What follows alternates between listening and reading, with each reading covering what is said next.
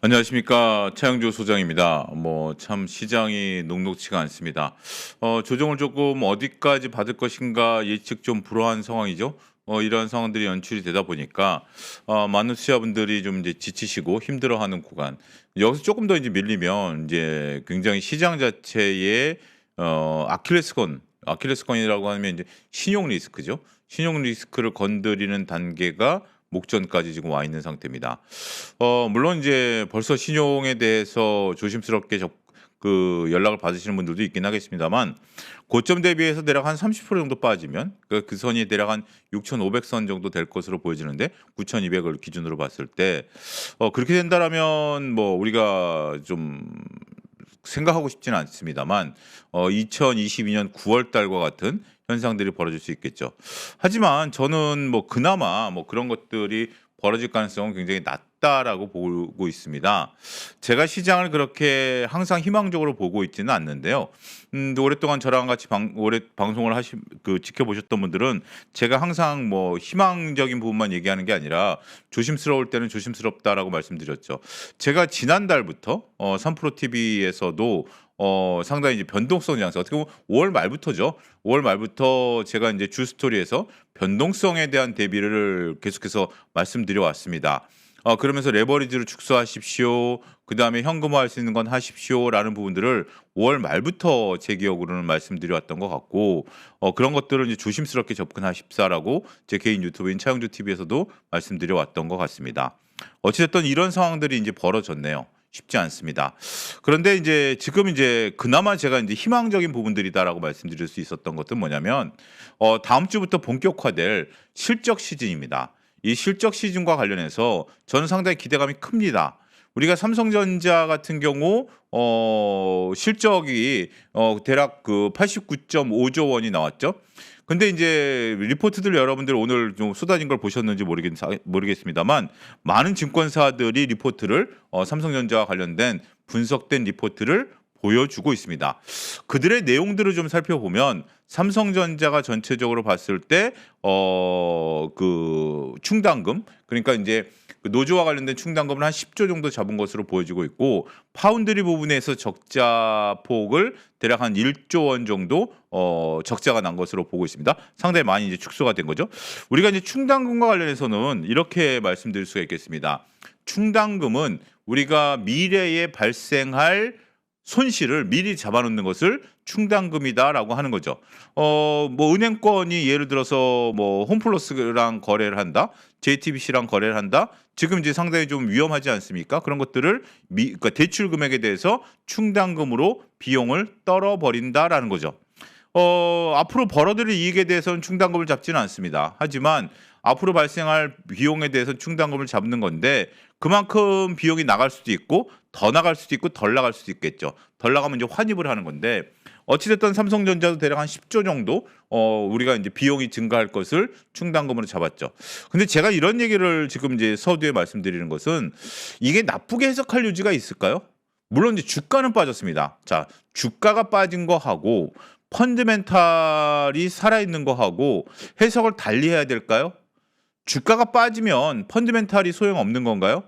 그거는 저는 아니다라고 생각을 합니다. 그러니까 제가 항상 말씀드리는 앙드레 코스톨라니의 유명한 비유, 그러니까 주가와 그 펀드멘탈은 항상 일치하지 않고 벌어졌다 좁혀졌다 하는 거죠. 그런 상태에서 기준점은 뭐다? 펀드멘탈인 거죠. 주인이 펀드멘탈이 기준점이 되는 거고 여기 주가는 강아지 아닙니까? 강아지가 앞서거니 뒤서거니 왔다 갔다 하는 거죠. 이런 부분들이 현재 발생하고 있다라는 거죠. 특히 이제 삼성전자 하이닉스가 이제 그런 것들, 특히 이제 삼성전자가 그런 모습들이 나타나다 보니까 상당히 당혹스러울 텐데요. 펀드멘탈이 저는 확고하다라고 보여집니다. 그리고 확정 실적이 나오고 나면 가이던스, 앞으로 이제 미래에 대한 가이던스가 훨씬 나올 거 아니겠습니까? 그러면 뭐 가이던스가 충분히 100조 이상 앞으로 가이던스가 나올 것으로 현재 지금 보여지고 있는 거죠. 그래서 펀드멘탈이 살아있지만 이 주가가 흔들리는 거죠. 주가가 흔들리는 이유가 뭘까요? 뭐 이런 부분들을 준비된 표를 보면 지금 이제 준비된 표를 보면 우리가 수급과 펀드멘탈 중 어떤 것에 영향을 받는가? 이건 지난주랑 똑같습니다. 지난주에 말씀드렸던 것을 밑에 줄만 바꾸고 나머지는 이제 그대로 가져왔습니다. 왜냐하면 그 지난주부터 우리가 보는 것은 결국 수급에 의해서 지금 장이 흔들린다라는 거죠. 수급에 의해서 장이 흔들린다라는 거죠. 수급에 의해서 장이 흔들리는 것은 몇 가지 요소가 있습니다. 일단 반도체 같은 경우 단일 종목 레버리지 ETF 이것에 대한 변동성 상당히 이제 어떻게 보면 베팅했다가 그 손절했다가 베팅했다 손절했다가 아니면 하방에 베팅을 하는 것들 이런 것들이 좀 나타나고 있는 것들이고요. 고객예탁금 같은 경우 지금 111조대로 떨어졌습니다. 우리가 이제 고객예탁금이 지난번에 한번 언급드렸던 것 같은데 130조를 유지하다가 120조대로 빠졌다가 다시 136조로 올라갔다가 지금 110조대로 떨어졌습니다. 이렇게 조금 데꼬볶고 하는 거죠. 이렇게가 되는 건데 거듭 말씀드리지만 이제 수급에 있어서 고객예탁금마저 빠집니다. 처음에 말씀드렸던 것 이제 지난번에 말씀드렸던 것처럼 헤지펀드 그 다음에 사모펀드 이들이 돈을 빼기 시작했죠. 헤지펀드, 사모펀드 리밸런싱은 항상 일어나고 있는 거고요. 헤지펀드, 사모펀드들이 돈을 뺀 상태에서 여기 이제 개인들 수급마저 빠지고 있습니다. 고객 예탁금은 주식을 살려고 이 주식시장에 들어와 있는 돈 아니겠습니까? 그리고 여러분들이 주식을 팔면 그게 고객 예탁금으로 쌓이는 겁니다. 그런데 주식시장에서 머물고 있던 돈들이 이제 빠져나가기 시작했다라는 거죠. 일단 나는 주식시장에서 발을 뺄래라는 움직임들이 현재 지금 시장에서 포착이 되고 있다라는 거죠. 누군가 지금 이제 밀리고 있는 상태에서 가뜩이나마 그나마 없는 돈 있는 돈 가지고 주식을 사줘야만 만약에 고객예탁금이 전부 다 주식을 산다라면 시장 떠받칠 수 있겠죠. 하지만 지금 이제 고객예탁금이 더 눈치를 보고 있고 오히려 자금을 유출시키고 있는 형국들이 된다라면 수급이 꼬일 수밖에 없는 거죠. 이렇게 수급이 꼬일 수밖에 없는 것들이 현재 지금 시장의 변동성을 키우고 있는 요소가 아니겠나라는 점을 명확히 인지를 하셔야 될 것으로 보여집니다. 그럼 언제까지 빠질 것이냐? 언제까지 빠질 것이냐? 이 부분이 아무래도 제가 장황한 설명보다 지금 시청하시는 분들이 핵심일 텐데요. 저는 조금 실적 시즌을 좀 긍정적으로 보고 싶습니다. 뒤에 가서 몇 개 리포트를 좀 살펴볼 텐데요. 지금 실적 시즌을 앞두고 변동성이 확대됐는데 두 가지입니다. 하나는 지금 이제 우리가 올라가는 것들 중에서 오늘은 아니었습니다만 어제까지만 하더라도 금융주들, 그다음에 화장품주들, 식음료 같은 경우가 상당히 좋지 않았습니까? 근데 그들의 공통점을 놓고 보면 리포트가 나왔다라는 거예요. 리포트가 긍정적인 리포트가 나왔다라는 거고 그다음에 어제 이제 LG엔솔이 좀 빠지고 일부 종목들이 주가가 빠졌던 거는 부정적인 리포트가 나왔습니다. 그런 것들이 시장에 있어서 변동성을 나타내고 있다라고 말씀드릴 수 있겠죠. 리포트 효과다라고 좀 말씀드릴 수가 있겠는데요. 지금 리포트 효과가 나타나는 것들 중에 하나가 지금 제가 이제 긍정적인 것만 썼습니다. 긍정적인 것만 썼는데 금융주 중에서는 KB금융, 신한주주, NH증권에 대해서 NH투자증권이죠. 투자증권에 대해서 긍정적인 리포트가 나온 거죠. KB금융하고 신한주주 같은 경우는 우리가 그 은행과 증권사를 같이 갖고 있는 대표적인 기업들이죠. 이런 쪽들이 나타나고 있고 NH투자증권 같은 경우는 이제 증권만 있는 쪽인데 여러분들 지금 이제 변동성 장세이지만 거래 대금이 상당히 많죠. 그리고 지속적으로 말씀드리지만 신용잔고도 많은 상태, 이자, 그다음에 고객예탁금에 대한 이자 수익 이런 것들이 역대 최대의 수익을 구가할 수 있을 것이다. 이렇게 좀 보고 있는 겁니다. 따라서 이러한 부분들이 나타나면서 금융주들에 대한 관심들이 보이는 거예요. 자, 지금 여러분들이 한눈에 보이고 있는 것들이 지금 증권가에서 보고 있는 리포트 중에 긍정적인 리포트들의 어떻게 보면 한 3분의 2 정도 되는 것 같아요. 여기에 이제 이 섹터로 말고 이제 개별 종목 단위로 있는데 그러면 여러분들이 펀드 매니저면 이러한 종목들에 대한 쏠림 현상들이 더 두드러질까요? 아니면 이런 것들을 보지 않고 여전히 시장에서 우리가 반도체는 일단 좀 제외하겠습니다. 어쨌든 반도체, 조선, 방산, 로봇 이런 것들을 봐야 될까요? 소부장 이런 것들인데 한때 시장에서 인기를 끌었던 것은 반도체, 로봇, 소부장, 조선, 방산 이런 것들이었죠. 근데 이들에 대한 전망은 아직은 나오지 않았거나 좀 모호합니다. 나오지 않거나 모호하다 보니까 그러면 시장에서 뭐를 봐야 되느냐? 수출주들을 보고 소비주들을 보고 이런 것들이 좀 많지는 않지만 이런 것들이 리포트가 나오고 있다라는 점이죠.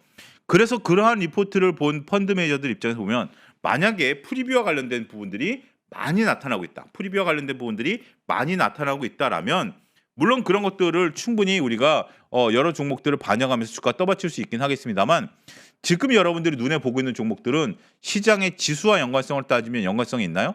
그렇게 크지는 않죠. 대세는 아닙니다. 대세는 아니고 어떻게 보면 틈새 종목과도 같은 느낌을 좀 주게 되는 거죠. 이렇게 틈새 종목과 같은 느낌을 주게 되다 보니까 이런 것들이 올라가도 지수에 영향력이 없고 여전히 많은 분들이 지금 코스닥을 팔아서 코스피를 살려고 하고 있고 반도체를 살려고 하다 보니까 이런 것들이 틈새 전략에서 오히려 좀 눈에 띄고 있다. 이 말씀을 좀 드리려고 해요. 그래서 제가 개인 유튜브인 차영주TV에서도 이런 부분들을 좀 읽어드리고 있긴 합니다만 이런 것들을 지금 여러분들이 어떻게 빠르게 캐치를 하느냐가 시장에 있어서 나름대로 틈새 종목군에서 트레이딩 접근이 가능하지 않을까 이렇게 좀 조심스럽게 말씀드릴 수 있겠습니다. 우리가 이제 여기서 보면 뭐 증권주들, 금융주들 같은 경우는 앞으로 조금 실적이 나오면 퍼포먼스가 좋을 것 같아요. 근데 한 가지 안타까운 것은 제가 그동안 추천을 드렸던 키움증권 같은 경우는 목표 주가 하향 리포트가 오늘 나왔더라고요. 이런 것들도 물론 이제 한 군데서 목표 주가를 하향을 했습니다. 워낙 지금 이제 괴리율이 높다 보니까 목표 주가를 하향했습니다만 투자 의견은 여전히 바이 의견을 하고 있다라는 것도 하나 좀 살펴봐야 될 의견이다라고 말씀드릴 수 있겠고 APR 달바글로벌 코스맥스 콜마까지 이런 것들은 수출이 잘 되고 있습니다. 글로벌 시장에 있어서 영향력이 굉장히 커지고 있다라는 점들을 우리가 인지하셔야 될 것으로 보여지고 있죠. 이러한 점들이 반영이 되면서 전체적으로 시장에 있어서 관심들을 좀 끌고 있는 그러한 모습들을 확인할 수 있고요. 식품 같은 경우는 삼양식품 우리가 어제 같은 경우도 10% 가까이 올라가지 않았습니까? 그런 부분들을 좀 봐야 되겠고 엔터 같은 경우 하이브 SM 같은 경우도 상당히 지금 이제 올해 실적이 좀 잘 나올 것 같아요. 어떻게 보면 애증의 하이브다라고 표현드리는 것이 적절할 수도 있을 것 같습니다. 하이브 같은 경우 최근에 조금 반등 구간의 모색을 좀 하고 있죠. 이런 것들이 시장에 있어서 조금 긍정적인 모멘텀들 현재 실적이 잘 나올 것이다 이렇게 나타나면서 조금 상승 기세가 움직이고 있는 것들이 아니겠나 싶습니다. 자, 리포트를 이제 살펴봐야 되는데 리포트 살펴보기 전에 이 부분을 한번 좀 말씀드리도록 하겠습니다. 제가 미처 PPT 준비를 하지 못했는데 오늘 제가 요 그 3% 오기 전에 모 방송에서 질문을 받으면서 떠올랐던 건데요.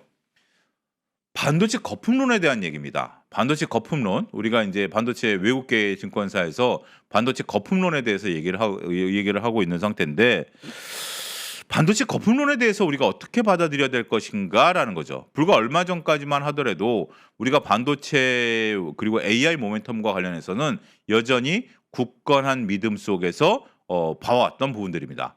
그런데 조금 약간의 틈이 좀 벌어지기 시작했죠. 지난달부터 반도체와 관련된 다양한 의견들이 나오기 시작하더니 지금 주가가 조정을 받다 보니까 완전히 반도체 피크아웃론이 지금 시장을 지배하고 있는 상황이 돼버렸습니다. 그러다 보니까 반도체와 관련해서 우리가 나오는 내용들을 보면 우리가 악재와 호재 중에 악재에 좀 더 민감하게 반응하고 있는 것이 아닌가. 물론 그게 닭이 먼저냐 달걀이 먼저냐라는 부분들인데 주가가 조정을 받으니까 악재에 민감한 건지 악재에 민감하게 반응을 하다 보니까 주가가 밀린 건지는 모르겠습니다. 하지만 지금은 반도체와 관련된 얘기들 속에서 악재에 민감하게 반응하는 요소들이 더 많은 것 같아요. 어찌됐든 여러분들도 그러한 뉴스들을 지금 보고 나서 별로 기분이 좋지가 않으실 겁니다. 내용의 팩트에 대한 체크들을 떠나서 일단 시장에 있어서 우리가 뭐 메타에 대한 얘기들 우리가 뭐 전체적인 클라우드 서비스를 대여를 한다라든지 뭐 이런 얘기들 전반적으로 뭐 그다음에 투자를 축소해야 한다라는 것들 뭐 이런 것들이 결코 긍정적인 뉴스는 아닌 것 같아요. 그런데 한편으로 바꿔서 한번 생각을 해보죠. 자, 삼성전자와 하이닉스가 반도체 공장을 지금 호남에 증설을 하려고 하고 있습니다. 물론 이제 정치적인 이슈를 좀 제외하고 반도체와 관련해서 호남에 이런 것들을 짓겠다라고 하는 거죠. 일단 뭐 전 순서는 이렇게 생각합니다. 먼저 그들이 반도체 공장을 지으려고 하고 있고 그것이 이제 어떤 이슈가 됐든지 간에 호남으로 낙점을 받은 거죠. 두 번째로 놓고 보면 마이크론이 일본에다가 HBM 공장을 증설하겠다라고 지금 이제 또 발표가 났습니다. 자, 이러한 뉴스들을 놓고 보면 이거와 피크아웃론에 대한 뉴스를 같이 한번 볼 필요가 있지 않을까 싶습니다.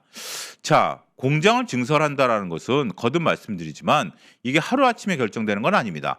오랫동안 앞으로 우리가 그 공장을 짓는 동안에 업황이 사그라들지 않을까. 공장을 짓는 과정에 있어서 공장을 짓고 났을 때 그 효과를 오롯이 볼 수 있을까? 이런 것들을 여러 가지 단계에서 수많은 사람들이 검토를 하겠죠. 그러면서 혹시 경쟁사들은 어떻게 움직일까라는 것들도 예의주시하겠죠. 그러면서 경쟁사들도 이런 것들을 어떻게 끌고 갈 것인지를 보게 된다라는 거죠.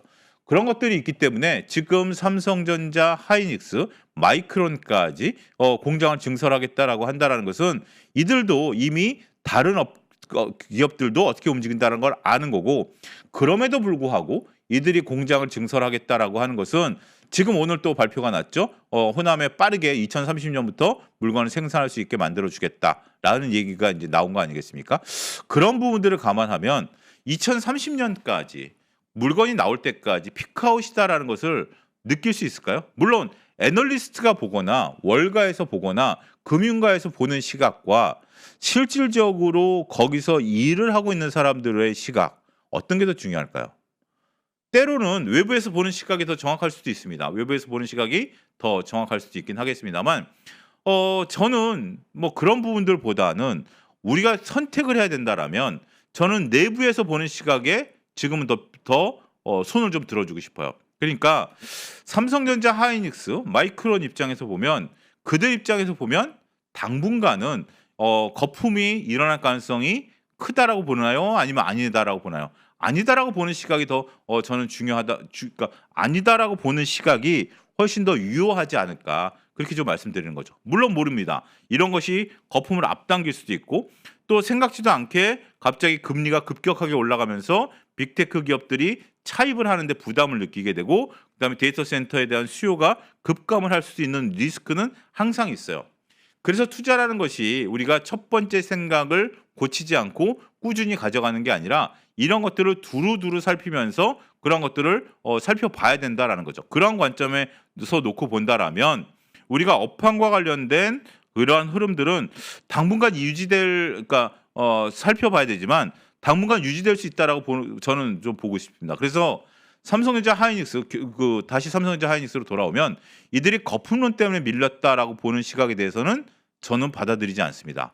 저는 그리고 삼성전자 잠정 실적이 90조가 안 나왔으니까 밀린다, 이 시각도 저는 받아들이지 않습니다. 그래서 지금 말씀드리고자 하는 요지는 삼성전자, 하이닉스만큼은 우리가 이것을 믿고 이것에 대한 실적을 믿지 않는다라면 과연 무엇을 믿고 어떻게 쳐다보고 투자를 할 수 있을까요? 일단 실적을 믿고 투자해야 되는 거 아니겠습니까? 실적을 믿고 투자해야 되는 부분들이 있기 때문에 삼전 닉스에 대해서는 저는 일단은 변동성이 좀 잦아들게 되면, 그 변동성이 언제 잦아들까? 이제 본격적인 실적 시즌이 되면 잦아들 가능성이 있고, 잦아들게 된다라면 가장 먼저 리바운드 할 수 있는 것은 삼전 닉스가 아닐까, 저는 그렇게 생각을 합니다. 나머지 종목들은 어떻게 될까요? 조금 조심스럽습니다. 일단 오늘 같은 경우 굉장히 좀 기분 나쁘게 밀렸죠. 오늘 많은 분들이 기운이 빠질 텐데 저도 오늘은 좀 목소리에 기운이 잘 안 나네요. 뭐 저까지 그럴 필요는 없을 텐데, 왜냐하면 밑꼬리를 못 달았어요. 차트상 밑에 꼬리를 달았다라는 것은 그나마 내일에 대한 어떤 가능성을 타진할 수 있는 부분들인데, 밑에 꼬리를 달지 않았다라는 것이 오늘 굉장히 별로 뭐 속된 말로 좀 찝찝합니다. 하지만 오히려 맞아야 될 매를 한꺼번에 맞았다라는 측면으로도 볼 수 있긴 하겠습니다. 모르겠습니다. 이거는 조금 신중히 지켜봐야 되지 않을까 싶습니다. 자, 리포트를 한번 좀 살펴보도록 하겠습니다. APR 같은 경우 이런 리포트가 오늘 나온 겁니다. APR 같은 경우 기대치를 상회할 2분기다라는 거죠. 2분기 매출액이 제가 이제 화면만 이제 캡처를 했습니다. 이런 부분들을 놓고 보면 연간 매출액 YOY로 120% 정도 증가하고 QOQ로 26%, 영업이익도 117%, 20% 증가할 것이다라는 거죠. 이렇게 컨센서스까지 상회하는 대규모 영업이익이 나온다라는 거죠. 이러한 것들이 상당히 조금 뭐 긍정적인 부분들로 볼 수 있겠죠. 그렇기 때문에 오늘은 이제 시장이 다 같이 이제 밀리는 부분들이 있고 조정을 받은 부분들이 있긴 하겠습니다만, 그것을 차치하고 난다라면 우리가 전체적으로 봤을 때는 시장에 있어서 긍정적인 요소로 자리매김할 수 있겠다라고 말씀드릴 수가 있겠습니다. 글쎄요.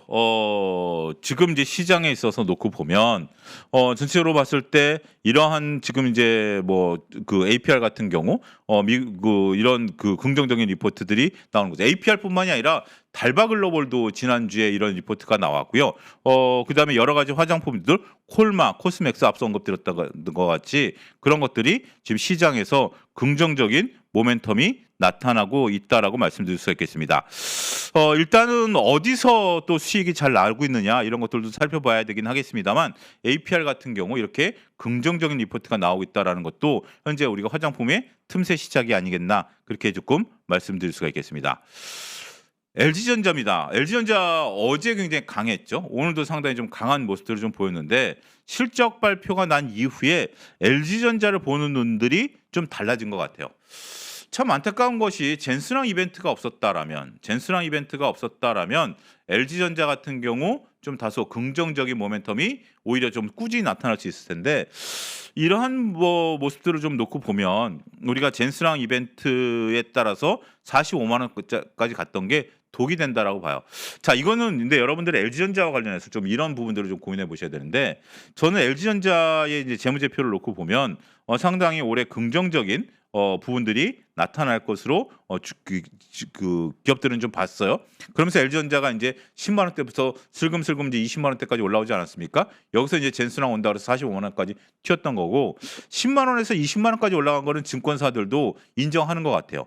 인정하는 것 같고 그렇게 봤는데 인정을 하던 주가가 젠스랑 이벤트가 생기면서 폭발할 때는 그때는 매도하는 관점으로 접근 권고해 드렸고 그렇게 봐야 되는 거죠. 저는 주식을 한 제 관점에서 매매 방법을 말씀드리면 한 2년 정도를 보고 들어갑니다. 이 주식이 한 2년 정도 퍼포먼스가 나타날 것인가라고 보고 들어가다가 그러면서 이제 신중히 보고 있다가 이제 차트랑 이런 것들이 맞물릴 때 들어가거든요. 그러다가 어떤 이벤트가 발생해서 주가가 단기간에 급등해 버리면 2년 기다리지 않습니다. 그때는 팔고 나왔다가 밑에서 다시 한번 공략하는 거죠. 왜냐하면 외부적인 이벤트가 왔을 때는 그래서 주가가 올라갔을 때는 한번 팔아주는 것도 가치 투자자라고 해서 무조건 주식 안 파는 거 아닙니다. 단기간에 급등했다라면 한번 팔아주는 센스도 보일 필요가 있다라고 보는 거죠. 자, LG전자가 어떻게 달라졌는지 리포트를 한번 좀 차분히 살펴보도록 하겠습니다. 우리가 기존 계획대로 그러니까 이제 젠스랑 이벤트가 아니다 하더라도 기존 계획대로 본업에서 성장이 안정적인 지속 가운데 단기 실적을 통해 이러한 부분들이 증명되고 있다. 더군다나 이제 신성장 동력 이것은 이제 로봇이죠. 로보틱스와 관련된 부분들이 구체적으로 준비되고 있다라는 거죠. 따라서 리레이팅 될 단계들을 충족시키고 있다. 이러면서 최근에 LG전자의 모습이 같은 로보틱스와 관련주인 현대차와 조금 차별화된 모습들이 확인이 되고 있는 그러한 부분들이 아니겠나라고 말씀드릴 수 있겠습니다. 일단 목표가는 펀드멘탈 개선에 대한 가시성, 신성장 동력에 대해서 기존 대비 87% 향한 26만 원을 제시하고 있다라는 것들을 우리가 좀 봐야 될 것으로 보고 있습니다. 저도 지금 이제 오늘 LG전자 입장에서 보면 글쎄요. 26만 원까지는 아니다 하더라도 24만 원까지는 제 나름대로 조금 보고 있는데 물론 그 위에서 잡으신 분들 입장에서 보면 좀 조심스러울 수도 있긴 하겠죠. 하지만 이런 얘기들이 좀 나옵니다. 영업이익이 1조 5천억 정도 잠정 실적이 나왔죠. 그렇기 때문에 굉장히 중요한 거죠. 물론 관세 환급금이 컸습니다. 관세 환급금이 컸고 그다음에 이제 이런 것들이 있다 하더라도 그 부분을 감안한다 하더라도 우리가 영업이익이 생각보다 잘 나왔다라는 거 아니겠습니까? 이런 부분들을 놓고 보면 LG전자에 대한 전체적인 부분들을 좀 봐야 되겠고 가전 부분에 있어서는 구독 서비스 이런 것들이 상당히 긍정적으로 나왔다라는 것들이고 그다음에 이제 우리가 전장 사업 이런 것들도 전체적으로 잘 나왔다라고 보는 거기 때문에 LG전자 이런 리포트들을 좀 보면 어제 이게 그저께 나온 거 그저께 이제 삼성 뭐죠? 하이닉스가 똑같이 이제 잠정 실적이 나온 거 아니겠습니까? 어제 잠정 실적 나온 거고 LG전자가 이제 거기에 반응한 모습들이 나왔기 때문에 이런 것들을 같이 한번 여러분들이 빠르게 캐치하는 것이 그래서 최근에 제가 이제 리포트를 강조하는 것들이 뭐냐면 이런 것들을 좀 팩트 체크를 좀 하는 거죠.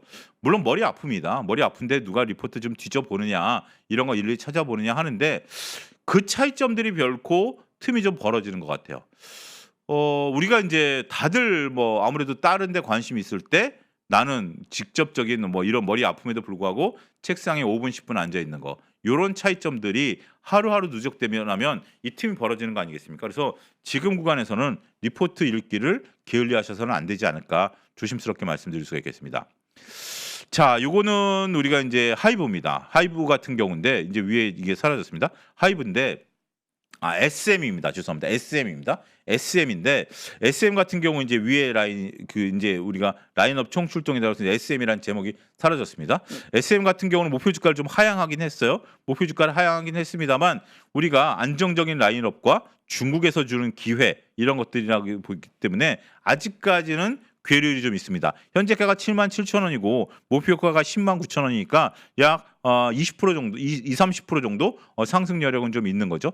전체적으로 봤을 때 우리가 하이브도 그렇고 SM도 그렇고 엔터주들에 대한 관심들이 지속적으로 현재 지금 보여주고 있는 상태입니다. 따라서 그러한 부분들이 부각이 된다라면 엔터주들과 관련된 부분들을 여러분들이 한번 관심 있게 보실 필요가 있지 않을까 싶습니다.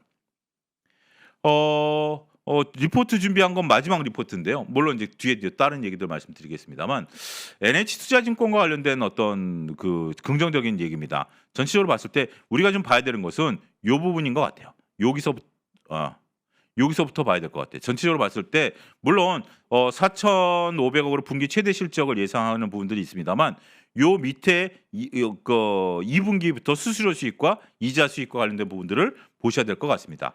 이거는 제가 이제 그동안 지속적으로 말씀드려 왔던 것을 우리가 이제 봐왔던 부분들인데 일단 모든 증권사들이 그러니까 모든 증권사들이 아니죠. 그러니까 그 증권가에서 다른 증권사들을 예측한다라는 것에 상당히 좀 인색합니다. 왜냐하면 어떻게 보면 경쟁사들일 거고 그런 부분들을 긍정적으로 표현한다라는 것은 조금 제가 보는 시각에서는 좀 조심스럽게 하는 것 같아요. 그럼에도 불구하고 많은 증권사들이 자체 자기네 걸 분석하지는 않거든요. 그건 어떻게 보면 불문율이죠. BNK 증권에서 BNK 관련된 리포트를 내지는 않고 NH에서 BNK 관련된 리포트를 낼 수는 있습니다. 그런데 많은 증권사들이 상대 증권사, 상대 금융기관에 대한 리포트를 발간하고 있다라는 거죠.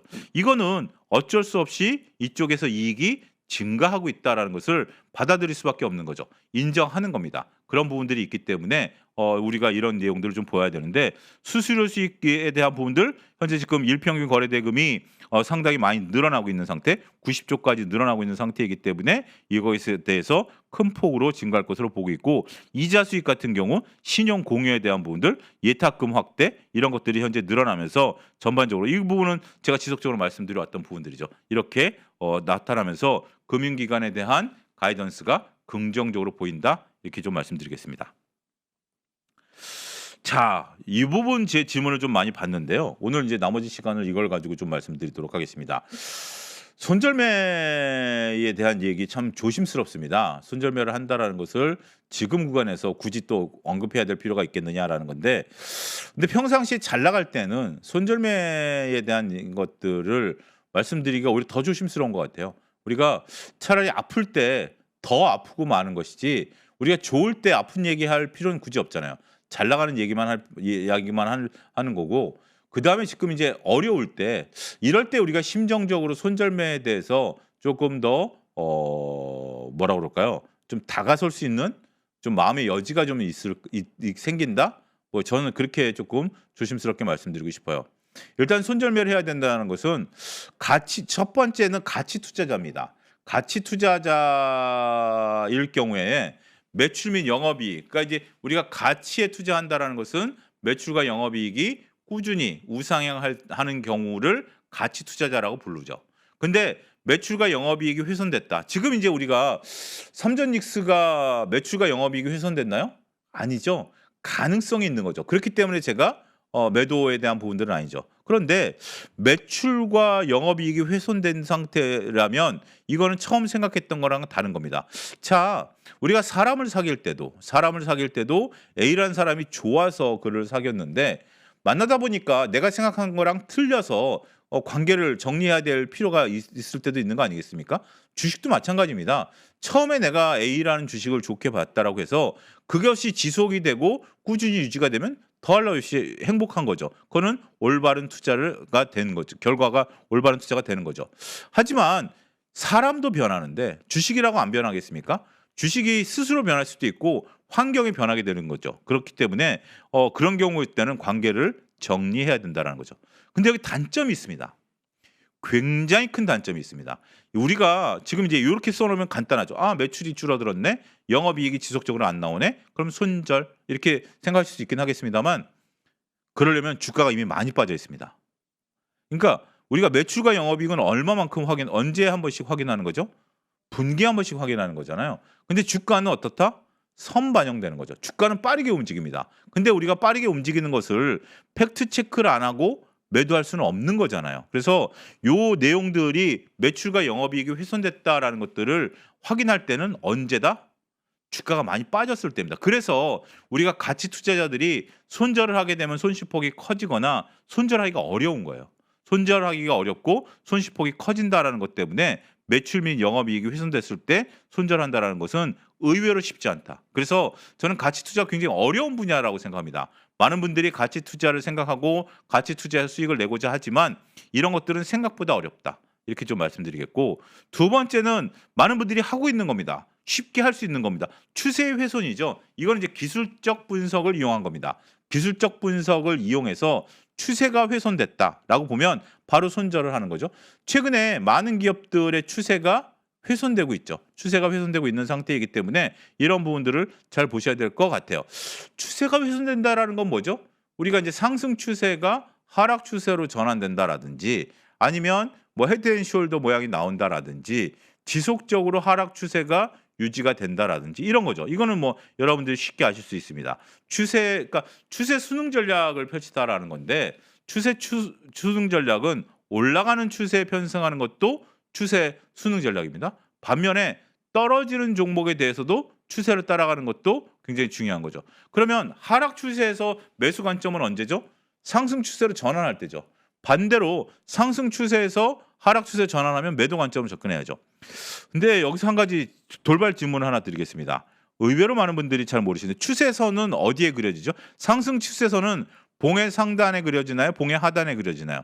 그러니까 이제 이렇게 이제 주가가 움직이죠. 주가가 이렇게 막 움직이는데 이게 이제 이렇게 주가가 움직입니다. 움직이는데 상단 하단 있죠. 이렇게 밴드가 있습니다. 상단 하단 이렇게 밴드 내에서 추세가 움직이겠죠.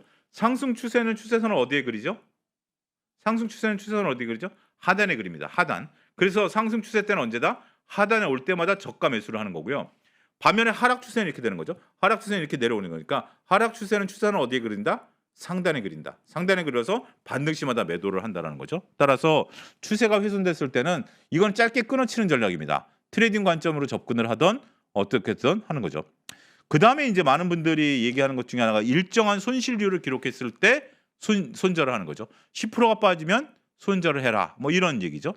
근데 이거 쉽지 않습니다. 쉽지 않어요. 일정한 손실률을 기록한다라는 것을 10%가 빠지면 손절한다?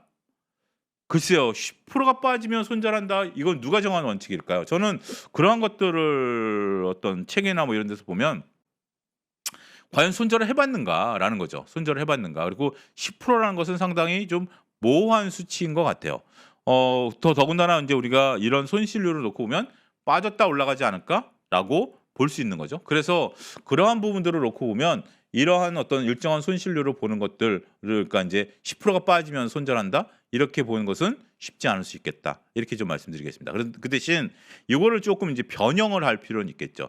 변형을 하는 건데 뭐 우리가 10,000원대 아니면 뭐 5,000원대, 뭐 7,000원대 뭐 이런 걸 깬다. 이런 것들을 깬다라고 하면 조금 손절할 수도 있는 거죠. 지금 하이닉스 같은 경우는 저는 굉장히 좀 아킬레스건으로 보는 게 180만 원 정도입니다. 180만 원 정도 오면 그러니까 하이닉스가 200만 원 깰 수도 있겠죠. 깰 수도 있긴 하겠습니다만 180만 원이 오면 좀 고민해 봐야 될 것 같아요. 제가 얼마 전에 이것을 말씀드리고서 조금 화제가 됐는데 삼성전자가 40만 원 넘어가고 하이닉스가 300만 원 넘어가면 매도를 한번 고민해 보십시오라고 말씀을 드렸습니다. 그러면서 이제 한번 고민을 해보자 야구장 비유를 드렸는데 지금 이제 삼성전자가 지금 이제 27만 원까지 빠졌죠. 아직까지 삼성전자에 대한 생각은 매수 관점 변함이 없는데 하이닉스가 180만 원이 깨졌다. 이러면 어떻게 해야 될까요? 물론 이제 펀드멘탈은 살아 있으니까 이 부분은 저는 약간 좀 고민을 좀 해봐야 될 것 같아요. 물론 그렇다고 팔는 고민은 아닌데 어떻게 해야 되는지 좀 고민해 보는 거죠. 그런 식으로 절대 가격대가 오면 한번 고민을 해보는 거죠.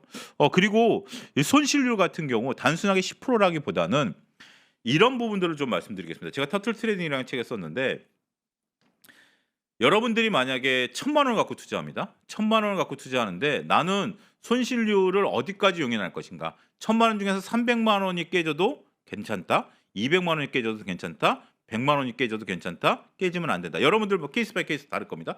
공격적인 분들은 50%까지 깨져도 올라가기만 하면 괜찮을 거다라는 거죠. 그러면 거기에 맞춰서 포트폴리오를 구성하는 겁니다. 예를 들어서 나는 20% 정도까지 10%는 좀 너무 작고요. 20% 정도 빠져도 나는 괜찮다라고 본다라면 우리가 1,000만 원어치 사서 20%면 200만 원이죠. 그러면 내가 500만 원어치 사면 얼마죠? 40%까지 빠질 수 있는 거죠. 500만 원 현금을 갖고 있고 500만 원을 치면 주식을 사면 40%까지 물론 40%까지 가지도 않겠습니다만 40%까지 견딜 수 있는 거죠. 그러면 200만 원 아니겠습니까? 이런 식의 어떤 그래서 계좌에 대한 포트폴리오 구성도 한번 고민해 보셔야 되는 거예요. 그래서 제가 이제 주식 투자와 관련해서 그 전체적으로 봤을 때 우리가 저기 뭐죠? 계좌 관리 저기 뭐죠? 저기 기본적 분석, 기술적 분석, 계좌 관리, 심리 관리 이런 것들이 지금 얘기가 나오겠는데 이런 부분들을 잘 보셔야죠. 자, 지금 채팅창에 녹방이냐는 얘기가 나오고 있는데 생방송 맞습니다. 지금 시간이 5시 56분이죠. 생방송입니다. 5시 56분입니다. 6시까지 방송합니다. 지금 시간 5시 56분이다라는 걸 말씀드리면서 생방송이니까 그런 부분들을 좀 말씀드리도록 하겠습니다. 그러면서 이제 각종 우리가 이제 이런 손실률과 관련된 내용들을 정확히 여러분들이 파악하셔야 돼요. 아마 이 PPT를 보고 주린이에서 나왔기 때문에 한번 좀 말씀하시는 분들이 있을 텐데 주린이 때 이런 설명이 없었었죠. 주린이 때 이런 설명이 없었었고 지금은 PPT에 대한 설명을 드리는 겁니다. 그래서 조금 그걸 보셨던 분들이 그런 내용을 좀 다시 하실 수도 있긴 하겠습니다만 제가 지금 특히 이 부분 그러니까 내가 전체적인 포트폴리오에서 20% 손실을 보겠다라고 하면 50 그러니까 1,000만 원에서 20%면 500만 원이면 40%라는 거죠. 이런 얘기는 안 드렸었죠. 이게 굉장히 중요한 포인트입니다. 그래서 그러한 부분들을 여러분들이 계좌 관리 차원에서 손절매와 관련된 부분들을 보실 필요가 있지 않을까 그렇게 좀 말씀드릴 수가 있겠고요. 그 다음에 이제 불리한 상황이 공시가 됐다. 이건 언제든지 손절매를 해야 되는 겁니다. 그 불리한 상황들이 이제 연출이 됐다라면 언제든지 시장 상황과 시장에서 과감한 결단을 내려야 되는 거죠.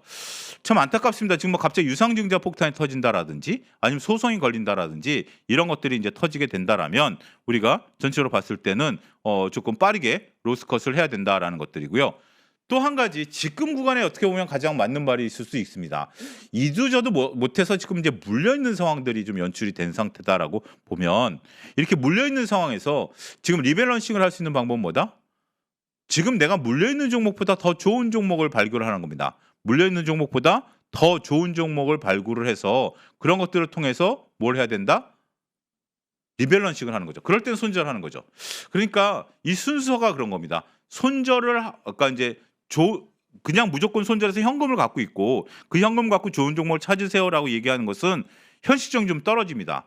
여러분들 또 샀는데 그것마저 떨어지면 어떡할까? 이런 걱정하시는 거 아니겠습니까? 그래서 만약에 내가 리밸런싱을 한다. 그래서 손절매를 해야 되겠다라고 마음 먹으시면 종목을 선정하십시오. A라는 종목을 선정하겠다라고 하면 그 다음에 이것을 살 대체 종목을 찾는 겁니다. B라는 종목이 나올 때까지 A라는 종목을 파는 게 아닙니다.